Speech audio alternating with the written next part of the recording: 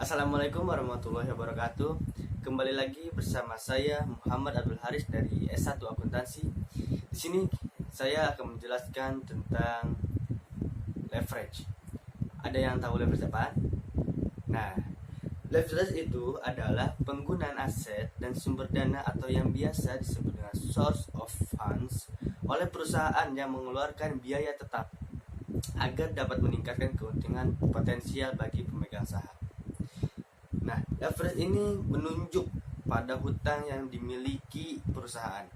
Sumber dana perusahaan ini dapat dibedakan menjadi dua, yaitu sumber dana intern dan sumber dana ekstern. Nah, adapun tingkat leverage operasi. Leverage operasi ini biasanya dibentuk dalam beberapa jauh perubahan tertentu dari volume penjualan yang berpengaruh pada laba operasi bersih yang biasa disebut dengan net operating income.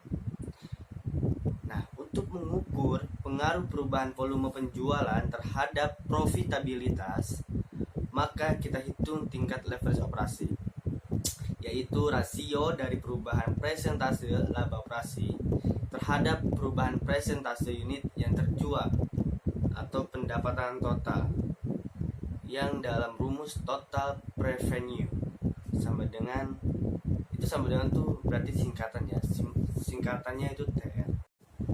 Nah, langsung saja saya menampilkan contoh. Nah, perusahaan A, B, dan C, laporan keuangannya tahun 2014 sebagai berikut. Bisa dilihat ya, ada perusahaan A, B, dan C.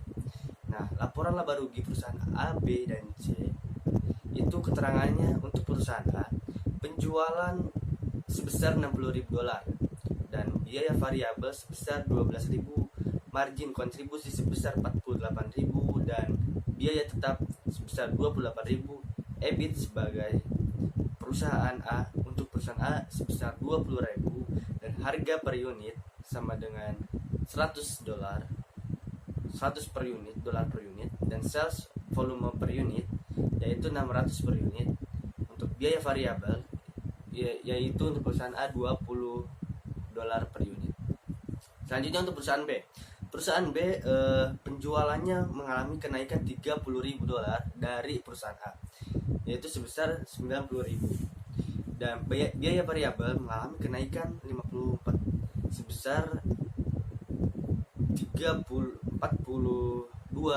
dari perusahaan A sebesar 54.000 dan perusahaan B untuk margin kontribusi 36.000, biaya tetap sebesar 15.000 dan EBIT sebesar 21.000, untuk harga unit sebesar 100 dan sales volume per unit sebesar 900 per unit dan untuk biaya variabel sebesar $60 per unit. Dan selanjutnya untuk perusahaan A, perusahaan C. Perusahaan C ini penjualannya mengalami kenaikan dari perusahaan A, B, dan C.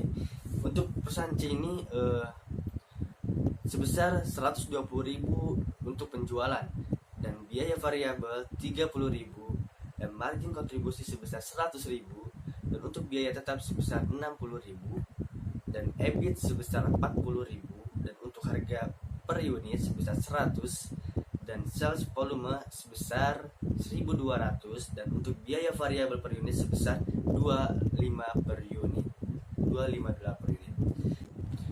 Nah, selanjutnya saya akan menjelaskan tentang leverage keuangan ya.